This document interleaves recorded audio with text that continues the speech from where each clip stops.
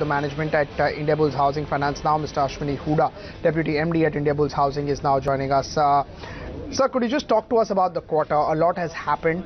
October, of course, was a month where entire NBFC sector saw a slowdown. Can you just put what happened in the quarter? What was the performance?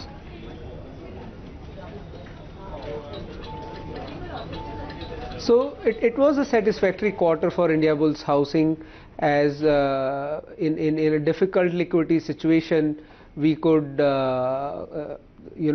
produce good profits, good growth, and more importantly change the ALM structure of the company and bring down the proportion of commercial paper from 16% to less than 5% in just a quarter. So it was a quarter where we could demonstrate the depth of the liability franchise, where we raised more than 30,000 crore of long-term, more than 4-year average tenor fund to replace short-term fund. A large part of this was done through term loans, bonds and securitization.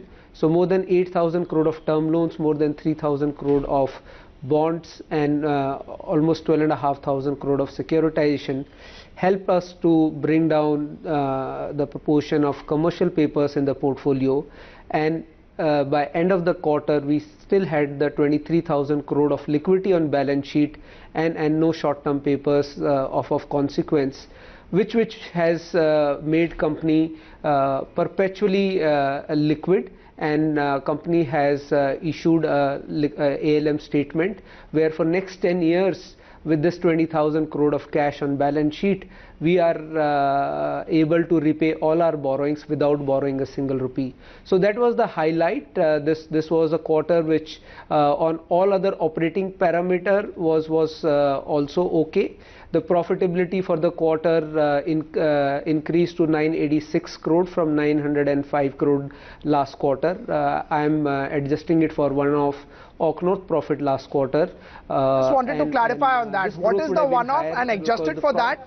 Adjusted for that, the profit growth is about 10%. Yes. So there was one-off Oak North Bank. We had sold the stake for 548 crore of profit last quarter, last year same quarter. So that, adjusting for that, our profit last quarter was 905 crore, which has gone up to 986 crore. And if you look at profit before tax, it has grown by 23%. So the actual core profitability has gone up by 23%, but because there is a one-off tax incidence also this quarter, and next quarter there is a 200 odd crore of tax on some past mutual fund investment. So that has ballooned the tax a bit and is showing profit at around 9% growth. But if you look at operating profit, it is at PBT level higher by 23% this quarter. Right. Whenever we used to talk about Indiabulls, the growth rate was in higher of about 20%, 30%. Do you think that has tapered off this quarter for the sector, and the outlook at least for next 12, 18 months also is not that great in terms of percentage growth?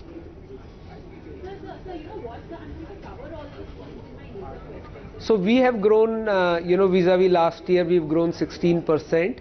And the reason we choose to grow cautiously was because we wanted to readjust our ALM and bring down reliance on short-term commercial paper. So it was one-off quarter.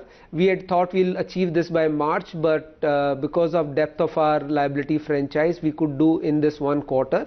So I think we are through with that. We are projecting a growth of 20 to 25% in line with our long-term growth from FY20 onwards. Right. When we look at the quarter, as you said, everybody is reducing their reliance as far as commercial paper is concerned. Can you talk CPs? How much are they as a percentage? What used to be the historic average, and what is the target for the company? And what is the liquidity situation? How do you plan to, fund that particular percentage decline in the CP for the whole book?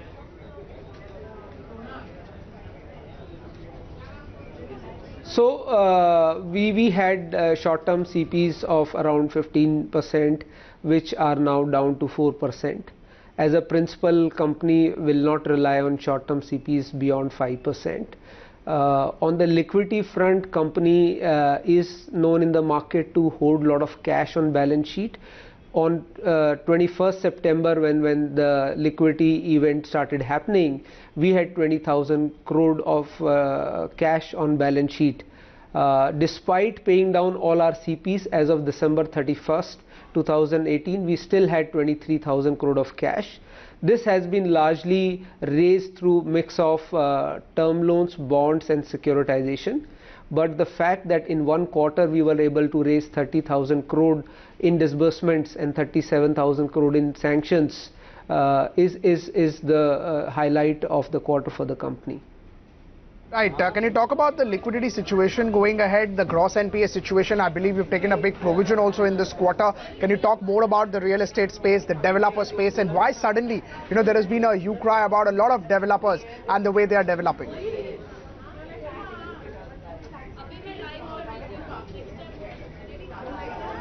So the credit performance of the portfolio remains robust.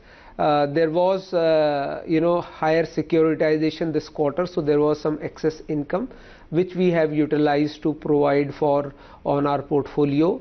The developer, there has been some slowdown in the last 2 years in the sale of residential project, and consequently there have been pressure on some developers in some of the project.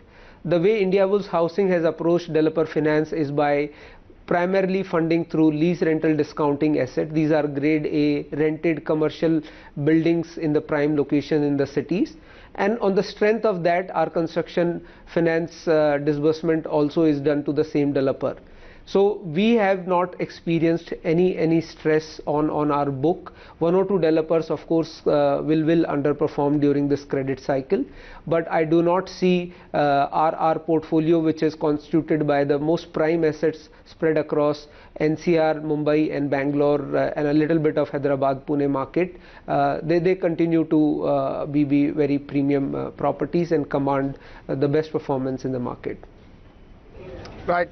Right, Ashwini. Thanks so much for taking out time for us, and all the best for the future. That was the management at Indiabulls Housing. A lot has been spoken about it. The stock is down 2% post the numbers. However, the management is quite confident.